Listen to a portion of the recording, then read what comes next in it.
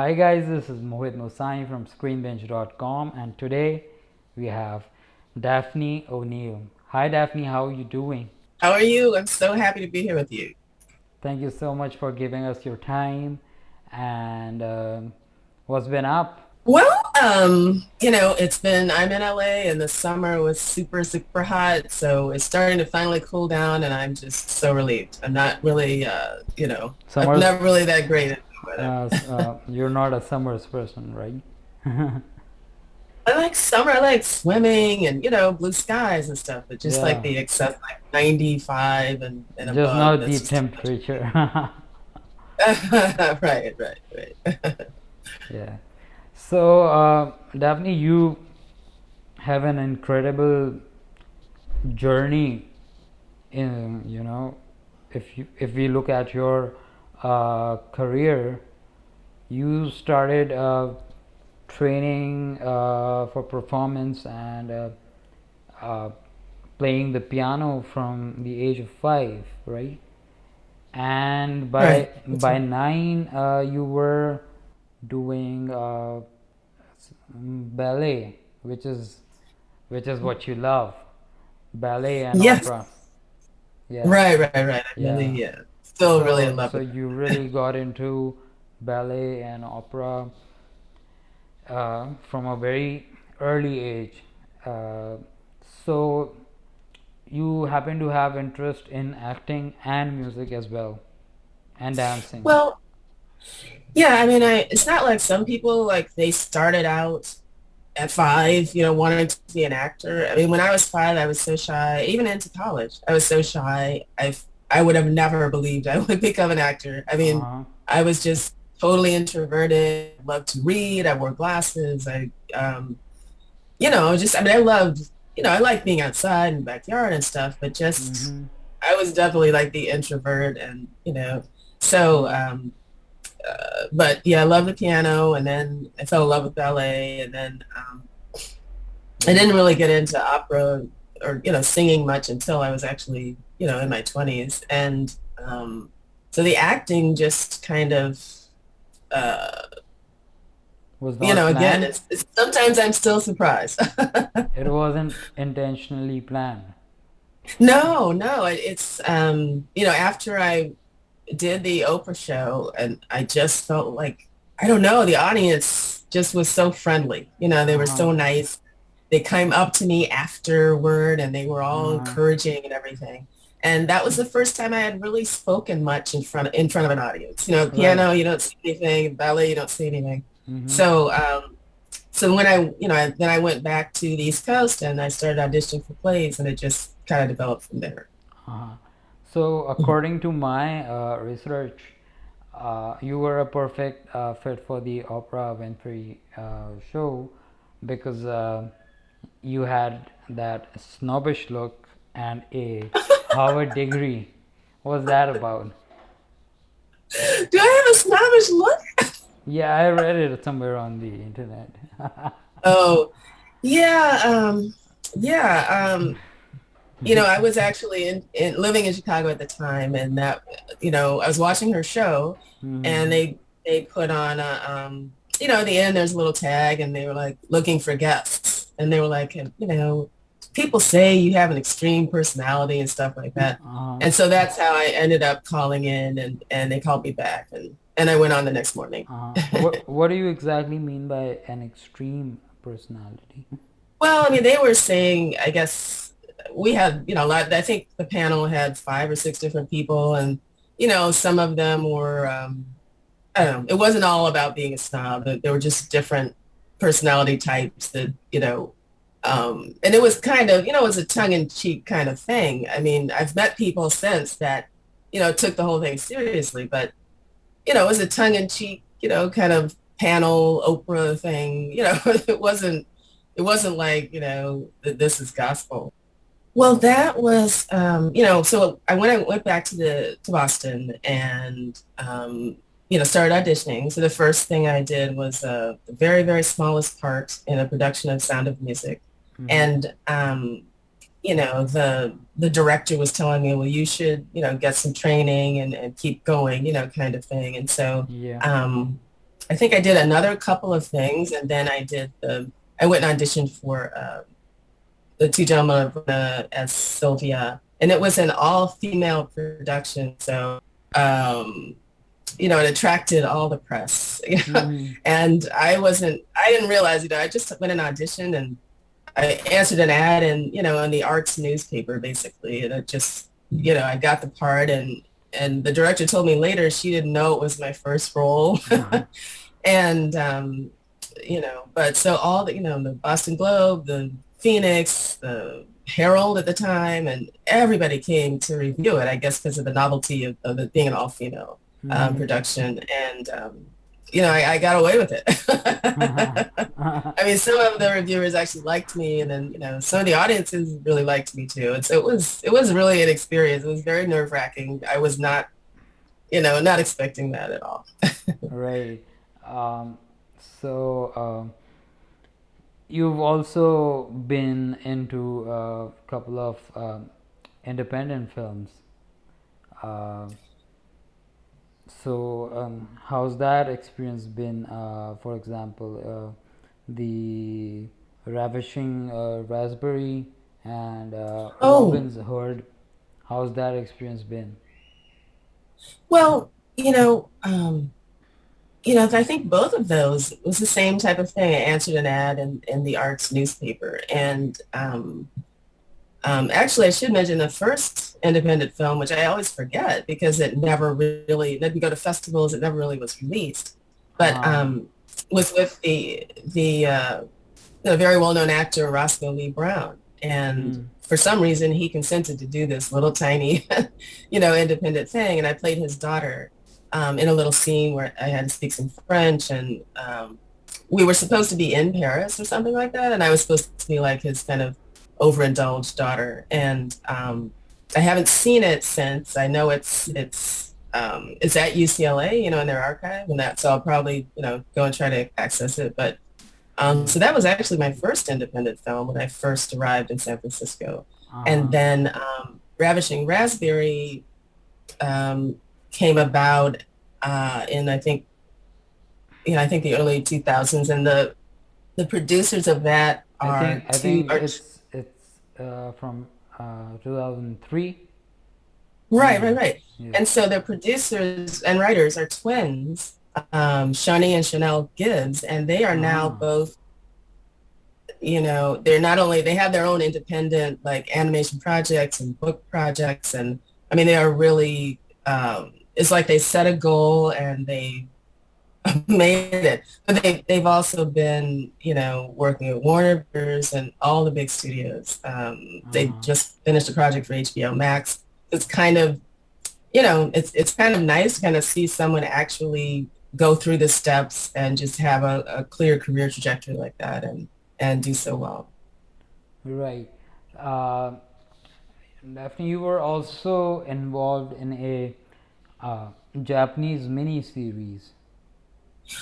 Yes, that was really, a lot of this is, you're reminding me, a lot of this is happenstance. I wasn't even aware of that production, I don't think. I was in San Francisco and I was just kind of, sitting around, and I got either a call or an email from the casting person. She's actually here in Los Angeles, and asking me if I would do this role, and that the person who was supposed to do it got scared and dropped out because someone had to hold a gun to her head, even though they had they always have a professional weapons person there to keep things safe. But I Right. guess this woman got freaked out and didn't want to do it. So they just called me at the last minute. And I didn't even realize, that I was going to get, these close-ups. I didn't know. I just, I said, sure, I'll do it. And I went over the next Mm-hmm. morning, and a friend from China who told me he would never watch a Japanese movie that didn't include that actor. Uh-huh. So, so he's extremely popular in Asia. Uh-huh. Another film that you did was Hope Dances. Yes. Now, That one, I'm trying to remember. Oh, I know. I was being considered, I think, for two different roles, but they decided to put me in the journalist role because I actually, had journalism experience. So it just seemed natural. And at first, I thought I was just going in and, just going to go in and do it straight. And then Mm, they asked me to put this sort of comic spin on it, like kind of a goofy community type, right. type journalist. But the most exciting thing about that day was, as you know, I had that passion for ballet, so I was very happy Uh, to be in the piece. But exactly. That's what I was thinking. That you know, it's got music and dance and things that you really love. So it must have been a very special right, project for you. right, exactly. And also that day in particular, I had a chance to Russian ballet is sort of the best ballet in the world. And all my life, I've been reading about it. And I had a chance Mm, to meet someone who had trained is really the best ballet school in the world. right. So, Daphne, how has this entire journey been? Um, did you Well, face, you know, any kind of unusual obstacles or stuff like that? Because right out at the age of 5, you were already into training.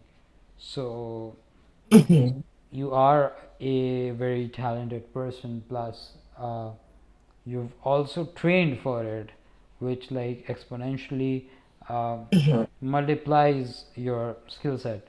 So, um, how was it? Yeah. So, uh, 13 Reasons Why is a very special series, right?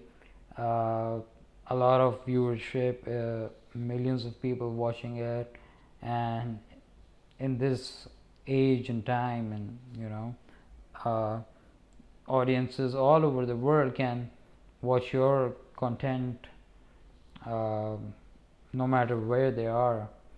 So, right. as a first person perspective, how do you like 13 Reasons Why? And what was it like being on these sets and playing uh, uh, the role of the mother and you know the all this story. So how was this experience to you? It was exemplary. I mean, okay. First of all, I got that part through self-submission. It wasn't an audition process or anything like that. Mm-hmm. They just but it was interesting because the description, it sounded like they were describing me. I think they said, someone educated and I don't know, everything that they said, I was like, wow, it sounds like they're just describing me. I have to submit for this. And Right. so I did, and also not realizing, first of all, I hadn't seen the show Mm-hmm. because it just sort of, wasn't the type of show I would just reach out and watch. Right. So I didn't realize the quality. And but I also didn't realize that the showrunner Mm-hmm. chooses, even small parts like that. He was like, totally being careful about, well, and asking the casting person, well, does she this? Does she that? And stuff like that. And I had no idea of any of that. So, but yeah, I submitted on a Friday, I think, and I was at another job the following Tuesday when I got the call. And, of course, I was excited because TV, was my goal. And it's kind of hard being in San Francisco because you're away from everything. Right. It's mostly just corporate videos up there. Right. And so, I was thrilled. Then I walked in and went to the fitting Mm-hmm. and realized I was, the wardrobe woman was award winning. I mean, just everything about it was just the top level. It's not, how people will talk about something as if it should be impressive or something, but everything about this production actually was impressive. Everything from the sets, the lighting, everybody was at the top of their game. And it was just, it was an honor, but it was just, you could just kind of sit there and watch, kind of like being in a museum or something. Everywhere Uh-huh. you look, it's just like masterly work. And then as we went into rehearsal and started shooting, watching the other actors, watching, the leads of the show was sitting and watching theater. It's fantastic. I mean, um, how can you anticipate that? I would Right. never, I've been on certainly other sets of network shows and things, but I'd never experienced anything. It was just sort of quality from beginning to end. And of course, same thing. I had no idea I was going to get those close-ups. I had no idea that anybody would ever recognize me or anything, and no idea. I didn't know, the person who played my husband, Uh-huh. Sean. I had never seen him before. Really? So, I walked up and just shook his hand and we did the scene, Uh-huh. that's the way, Uh-huh. but yeah, so again, that sort of professionalism from training from age 5 and performing from that early allowed me to, just step Just step in and do into it. that and do it. And I Um, Daphne, you're also, correct me if I'm wrong, you're also into writing? Yes, yes, I freelanced as a writer. Actually, the first things that I wrote were theater reviews for a small paper in the Boston area, and then when I moved to San Francisco, I did a lot more of those theater, musical theater, Mm-hmm. sometimes dance, sometimes I think I even did a couple of opera reviews. And, it's just, I have as you know, such a strong passion for the arts in general that I Mm. remember going to the interview to meet with the editor for the paper and thinking, this is the first time I've gone to an interview and I haven't felt like I had to, pretend, or cover something up, Yeah. just really writing about the arts. Well, okay, that's who I am.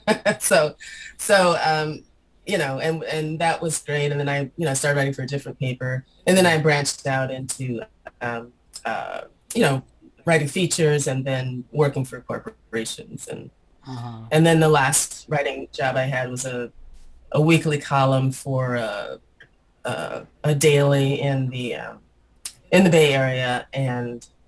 Um, and then I kind of got burned out. Every week I'm creating something, and it wasn't about the performing arts or anything. So Uh-huh. I wasn't that passionate about it. So I kind of enjoyed it, but I really kind of got burned out. And so when I moved down here, I really didn't sort of do any More of professional it. writing for a Right. while. Yeah, yeah. Yeah, it gets to your head after a while. The Yeah, I mean, writer's block and everything. I think if you're writing about something that you like, if it was about, I don't know, some kind of arts column or something, I probably wouldn't have gotten burned out. But Mm-hmm. it was just kind of it was just kind of a top find some joy in it, but it just Yeah. wasn't something that really kind of overwhelmed me with delight. Right. So I was gonna ask you um, about your opinions about the show 13 Reasons Why and what you think about it. That show wasn't just festooned with honors from every direction. I mean, particularly Dylan Minnette and Catherine and Brian, the showrunner. Just I mean, and Right. it I don't know. I guess because of the I guess there was some delicacy around the central issue of teen suicide that prevented people from giving the show Yeah. what it deserved. And I really, I don't know. I mean, I was just hearing something on a movie the other day. Well, the only thing that matters is good work. And I really believe that for a long time. And I do. But Yeah. in an industry where, laurels are important and allow you to help you to move forward and kind of boost your career and stuff. Right. I mean, it's not like I think any of those people are failing, but it's just, I just think it's a travesty. I'm sorry. I think it was, like I said, from every inch of it was quality, and the work in terms of Mm-hmm. the acting, I've watched through, like, I guess seasons one and season two. I can't find a false moment. It's just so, Natural. quality is not describing it enough, but it's exemplary, and It to is. find like It is. an ensemble that does that rather than just one or two and everybody else is kind of ordinary. There were no ordinary actors in that piece that I Yeah. could see. And so I don't know, just I don't know. I feel very strongly that they should have gotten tons of awards, for the acting, for the Yeah. producing, for the writing, for everything. And I also, the when I started my Instagram account, which I wouldn't have done, but I was told that I had to have one. Um, people hold that show in such affection. People from all over the world. There are people posting on Pinterest right now, pictures Exactly. from season two, and so there's a reason for that, right? You're I mean, right. they're resonating with people because what they're representing is true and real, and the fact that they're able to theatricalize that, in a way that um, that just moves people and of all ages. Exactly. The reason Um, the reason why I am asking yeah. so much about 13 Reasons Why is because it's a very sensitive and emotional show, but it also Mhm. gives out a message of hope and Mhm.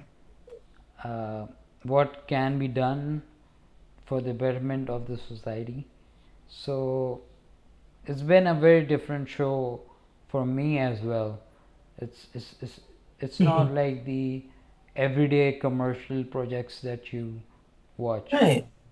Right. Exactly. Exactly. There was so many shows that people are lauding right now, and I'm like, wow, this just seems like formula to me. It seems like, I've seen it before, been there, done that, and I can't Mm, think of anything on 13 Reasons Why that seemed formulaic or seemed, phoned in or seemed, yeah, it just all was just, and I think for the high school students, it just, spoke to them because that's what they were living through every day.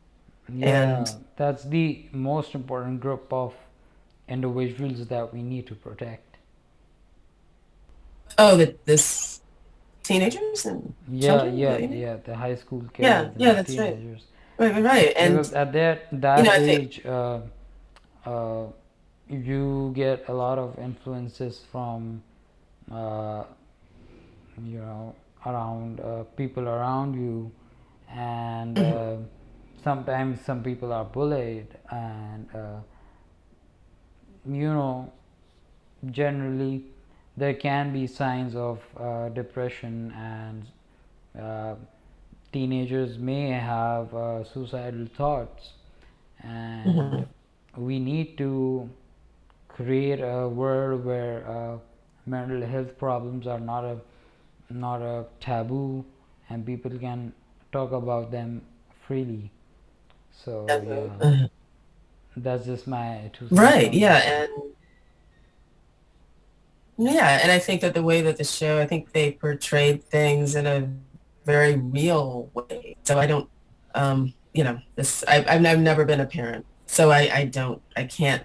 Yeah, the responses of the parents and how they thought it was glamorizing suicide, but I think it's just a very, very real portrayal of one person's experience and how it's the ripple effect, throughout True. the community, and so I think that's I don't know. Maybe they have received an award that I don't know about, but I just think it's a stunning accomplishment. It is definitely. So anything that you would like to say to your fans, Daphne? Get so much support from Instagram that um, there's this one guy that always says like the nicest things, and I don't know. It's just been an experience. I'm like, I'm kind of stuffy, so I ordinarily wouldn't even have bothered with it. But it's just been, very enriching. And if I need a boost or something, then I go to my Instagram page, and because Everyone is just so encouraging and positive, and it's really a lot more than I expected. They have a genuine love for you. Well, I think that, I think I've had the account for 3 or 4 years, and so by now anybody who, like, I mean, I'm always posting stuff about, I don't know, just so much different stuff. I even posted a clip the other day of myself playing the piano. Right. And but I think anybody who's turned off or they're looking for a different approach or something would have, would have with me by now. So the Yeah. people that are left really actually enjoy the content. Right. So thank you so much for your time, Daphne. Oh, no, I think you guys are great the way you speak to a global audience, and I'm just happy to be here. Thank you. You like it? Yeah, I think that I don't know, anybody who's trying to reach people all over the world, I think is I don't know, just doing something important. That's one way of kind of communicating with everyone. Is one way of kind of helping bring everyone together. So I think it's fantastic. I think your mission is great. Thanks. That's good pump up of motivation because it's like really really late at my place. So Oh, right. you can I think judge by my eyes. I don't wear makeup, so you can see they're like closing.